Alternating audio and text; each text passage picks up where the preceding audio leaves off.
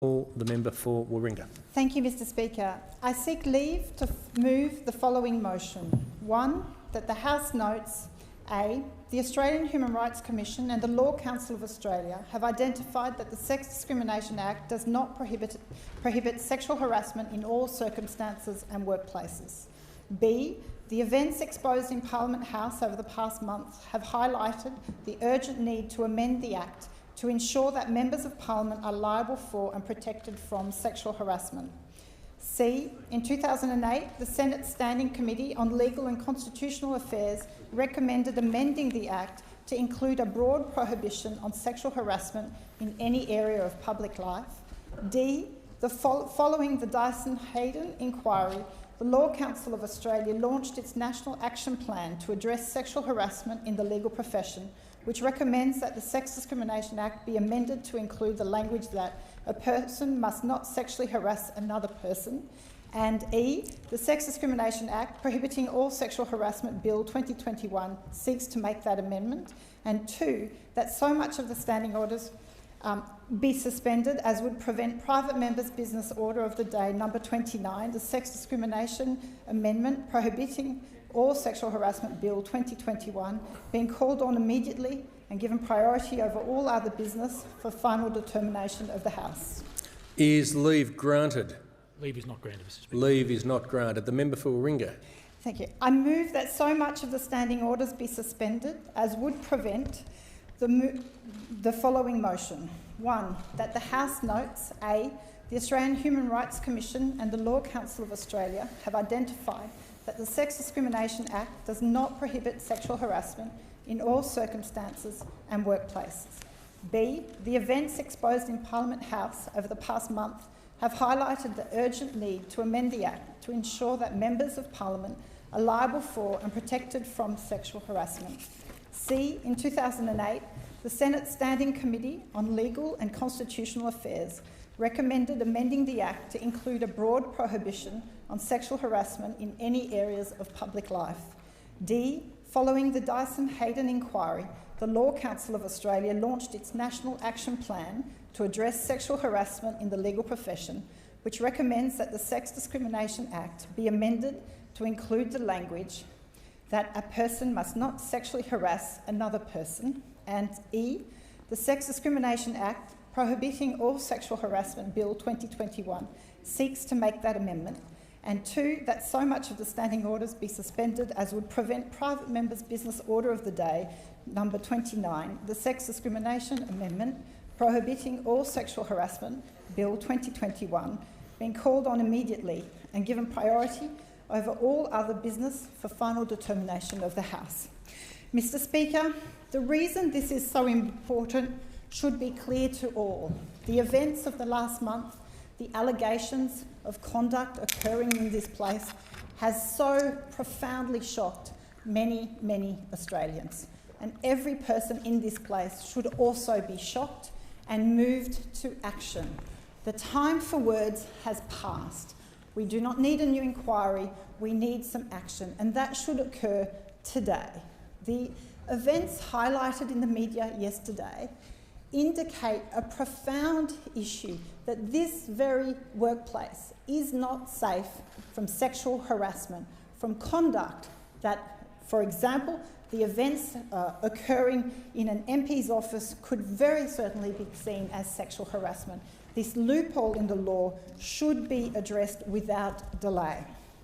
The motion addresses that the Sex Discrimination Act does not adequately capture the full range of employment circumstances in which sexual harassment may occur, and alarmingly, some circumstances in Parliament are not covered. Members of Parliament and other statutory appointees are not adequately protected from or liable for sexual harassment.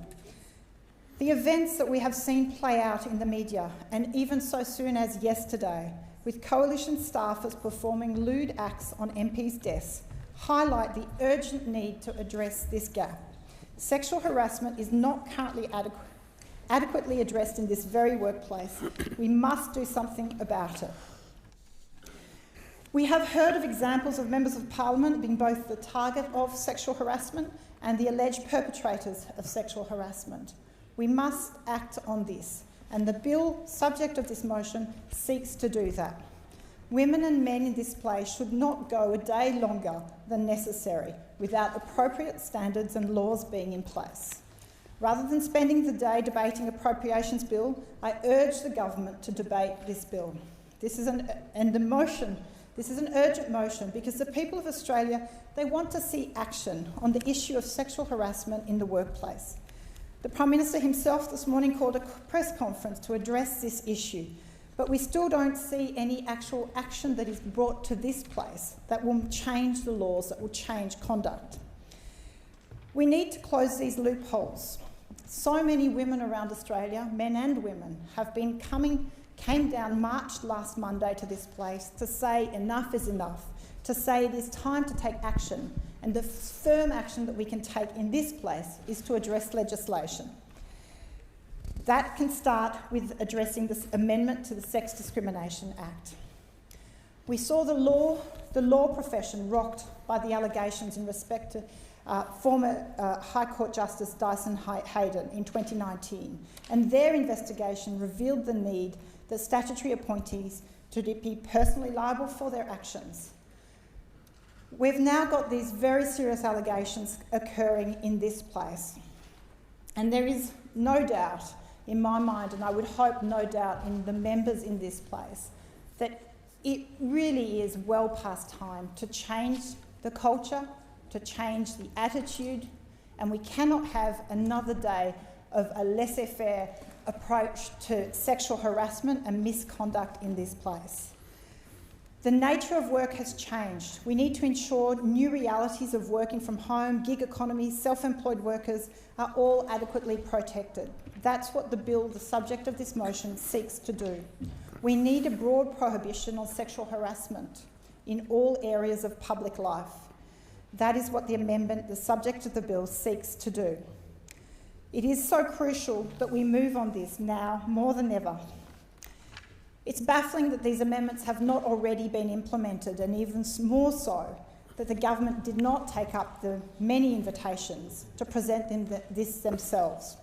Sexual harassment in public life is not illegal in all circumstances. This is something that has come as quite a shock to many, many people.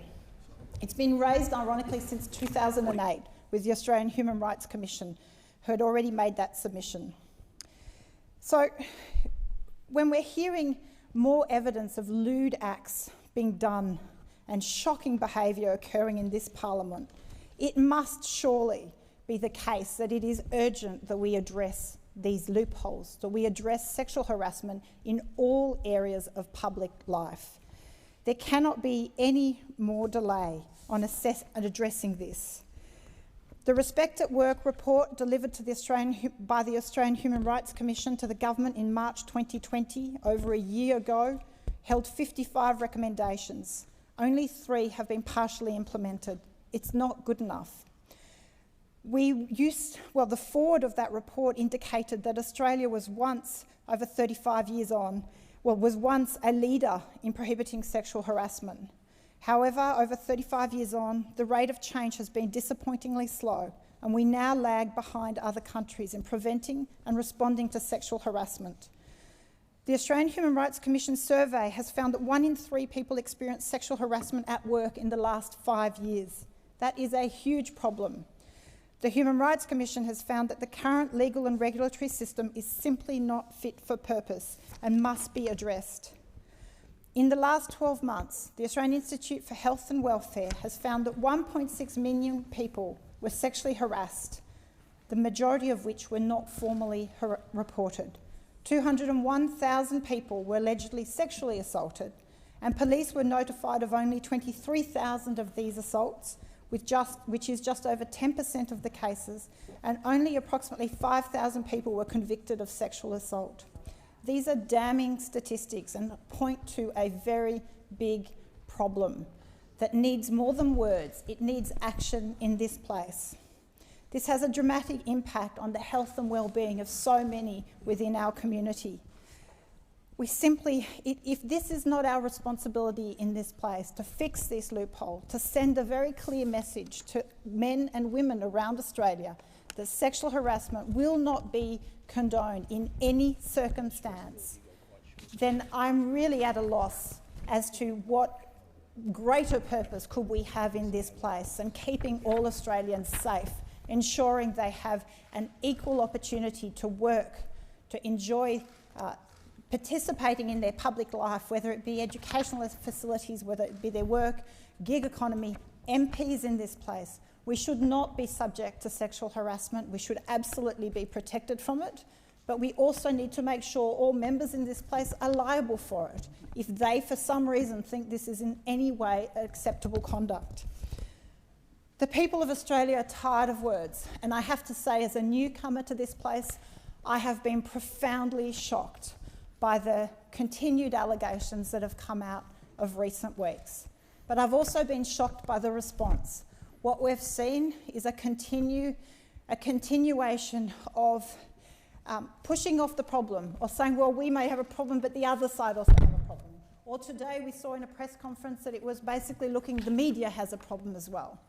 You cannot get this problem fixed if you don't address your own house first. So I say to the Prime Minister, get your own house in order, and that should start today with cleaning up and amending the Sex Discrimination Act. Is the motion seconded?